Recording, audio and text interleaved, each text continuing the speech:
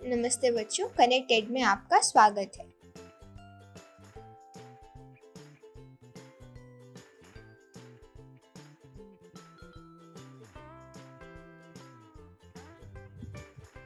बच्चों, आज हम पढ़ेंगे वृत्तों से संबंधित क्षेत्रफल अध्याय को और सीखेंगे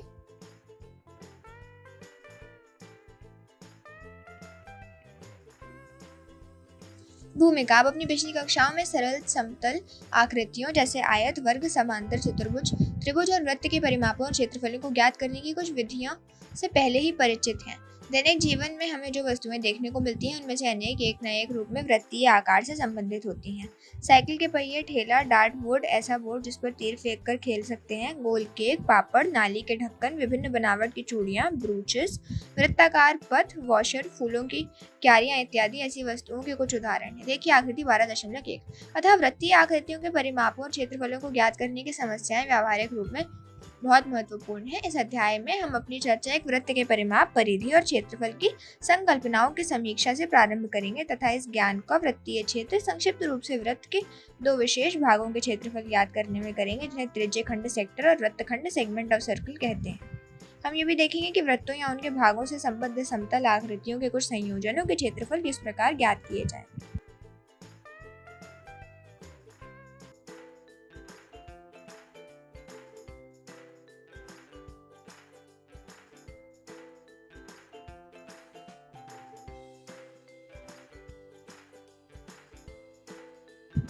वृत्त का परिमाप और क्षेत्रफल एक समीक्षा। आपको याद होगा कि एक वृत्त की अनुदैर्ध्य एक बार चलने में तय की गई दूरी उसका परिमाप होता है, जिसे प्रायः परिधि कहा जाता है।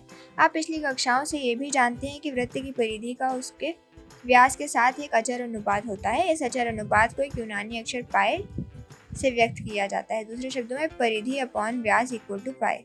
परिधि इक्वल टू पाई इंटू व्यास equal to pi into 2r, जहाँ r वृत्त की त्रिज्या है, इक्वल टू 2 पाई r। एक महान भारतीय गणितज्ञ आर्यभट्ट 476 से 550 ईसा पूर्व ने पाई का एक सन्निकट मान दिया।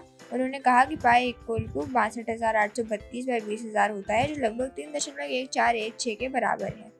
इस बात को ध्यान देना भी रुचिपूर्ण है कि महान प्रतिभाशाली भारतीय गणितज्ञ श्रीनिवास रामानुजन 1887 से 1920 की एक सर्वसम्यका का प्रयोग करके गणितज्ञ पाई का मान दशमलव के लाखों स्थानों तक परिकलित करने में समर्थ हो सके हैं। जैसा कि आप कक्षा 9 के अध्याय 1 से जानते हैं कि पाई एक अपरिमेय संख्या है और इसका दशमलव प्रसार अनवसानी और अनावर्ती होता है, परंतु व्यावहारिक कार्यों के लिए हम प्रायः ये मान लगभग 22/7 या 3.14 लेते हैं। आपको याद होगा कि वृत्त का क्षेत्रफल पाई r स्क्वायर होता है।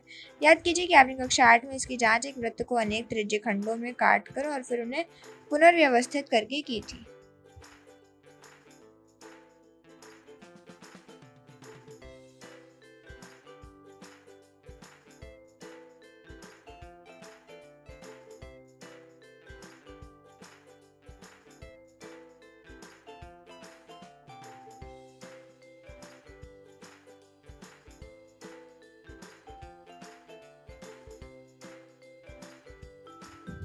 एक आयत की लगभग लंबाई हाफ इंटू 2 पाई r है और चौड़ाई r है। इससे सुझाव मिलता है कि वृत्त का क्षेत्रफल half into 2 pi r into r equal to pi r square है।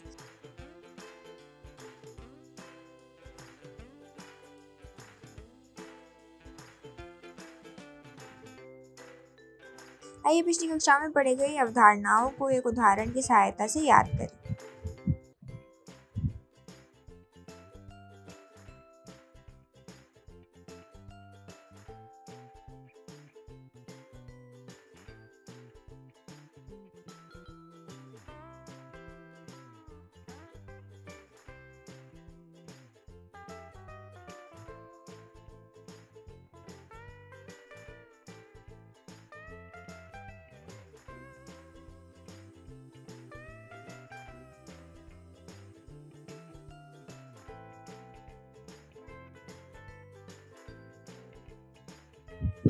अब उदाहरण के आधार पर प्रश्नावली 12.1 को हल कीजिए। चलिए हम त्रिज्य खंड और वृत्त खंड का क्षेत्रफल ज्ञात करें। आप पिछली कक्षाओं में शब्दों त्रिज्य खंड और वृत्त खंड से पूर्व परिचित हैं। आपको याद होगा कि एक वृत्तीय क्षेत्र का वह भाग जो दो त्रिज्याओं और संगत चाप से घिरा हो उसे वृत्त का एक त्रिज्य खंड कहा जाता है, और वृत्तीय क्षेत्र का वह भाग जो एक जीवा और संगत चाप के बीच में परिबद्ध हो एक वृत्त खंड कहलाता है। इस प्रकार छायांकित भाग OAPB केंद्र O वाले वृत्त का एक त्रिज्यखंड है। एंगल AOB इस त्रिज्यखंड का कोण कहलाता है। ध्यान दीजिए कि इसी आकृति में आज छायांकित भाग OAQB भी वृत्त का त्रिज्यखंड है। स्पष्ट कारणों से OAPB एक लघु त्रिज्यखंड कहलाता है और OAQB एक दीर्घ त्रिज्यखंड कहलाता है। आप ये भी देख सकते हैं कि इस दीर्घ त्रिज्यखंड का कोण 360 डिग्री माइनस एंगल AOB है। इस आकृति 12.5 में देखिए, जहां AB केंद्र O वाले वृत्त की एक जीवा है, अतः छायांकित भाग APB एक वृत्तखंड है। आप ये भी देख सकते हैं कि यहाँ छायांकित AQB भी जीवा AB द्वारा निर्मित एक अन्य वृत्तखंड है।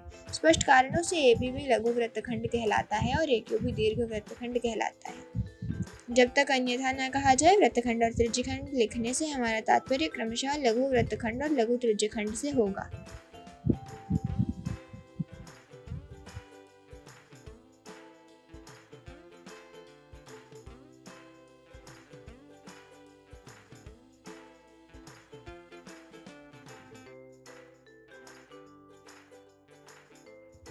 आइए उपरोक्त ज्ञान के आधार पर इनके क्षेत्रफलों को परिकलित करने के कुछ संबंध ज्ञात करने का प्रयत्न करें। मान लीजिए OAPB केंद्र O और त्रिज्या R वाले वृत्त का एक त्रिज्यखंड है और मान लीजिए एंगल AOB का अंशीय माप थीटा है।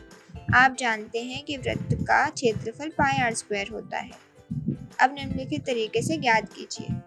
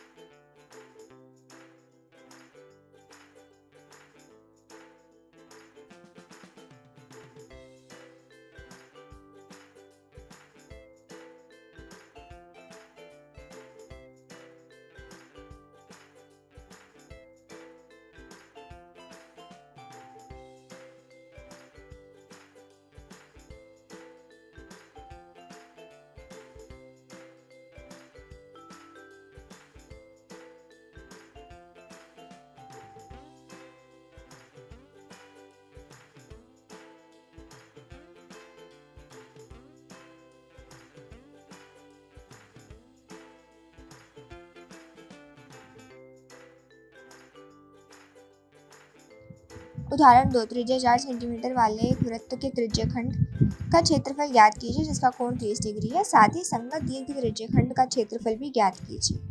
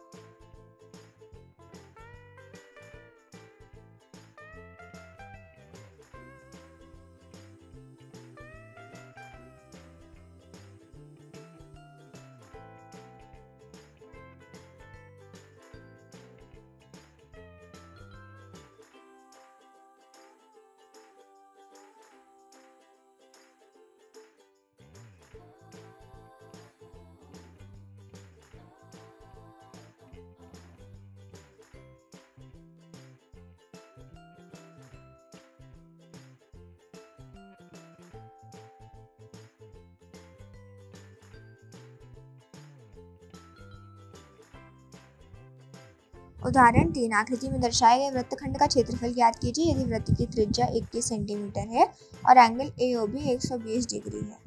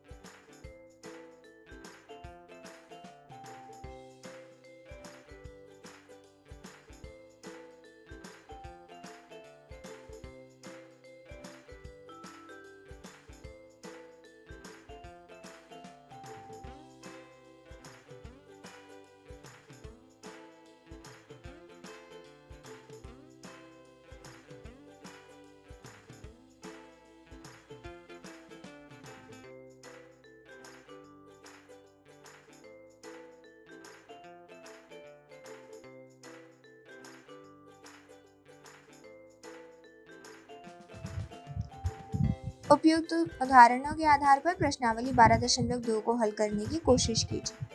चलिए अब समतल आकृतियों के संयोजनों का क्षेत्रफल कैसे ज्ञात करते हैं वो सीखते हैं। अभी तक हमने विभिन्न आकृतियों के क्षेत्रफल पृथक पृथक रूप से ज्ञात किए हैं। आइए अब समतल आकृतियों के कुछ संयोजनों के क्षेत्रफल ज्ञात करने का प्रयत्न करें।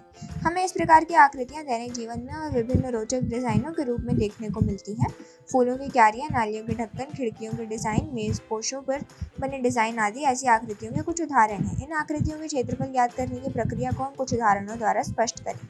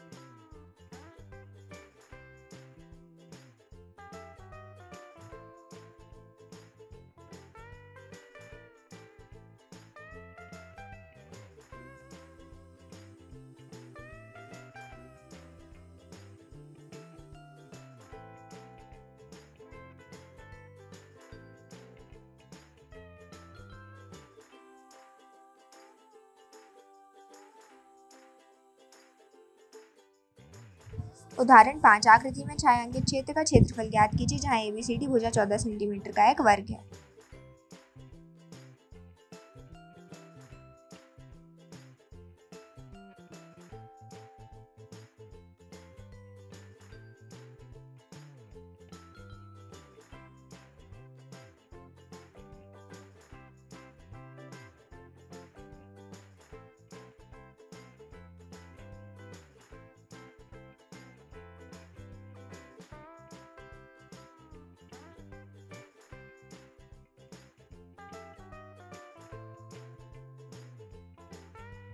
उदाहरण 6, आकृति में छायांकित डिजाइन का क्षेत्रफल ज्ञात कीजिए जहाँ ABCD भुजा 10 सेंटीमीटर का एक वर्ग है और इस वर्ग की प्रत्येक भुजा को व्यास मानकर अर्धवृत्त खींचे गए हैं।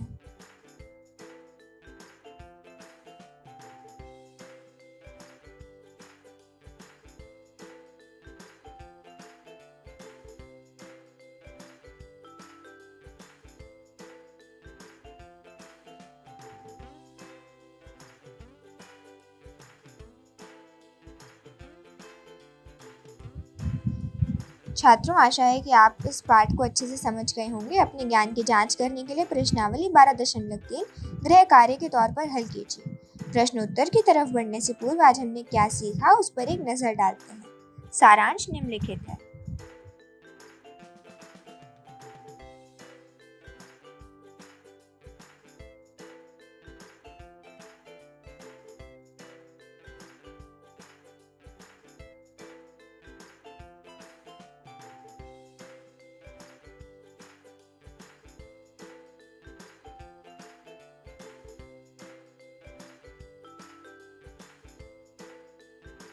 पाठ से जुड़े कुछ प्रश्न।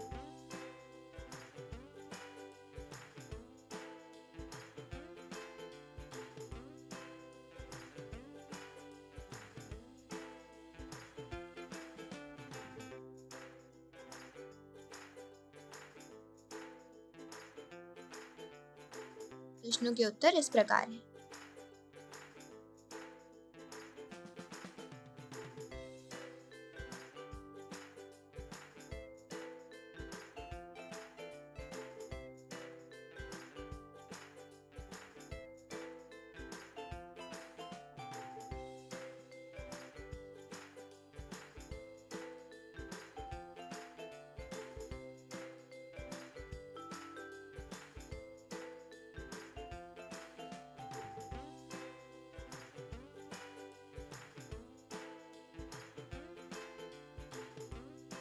तो बच्चों, ये था आज का पाठ। आशा करती हूँ कि आप सबको खूब मज़ा आया होगा।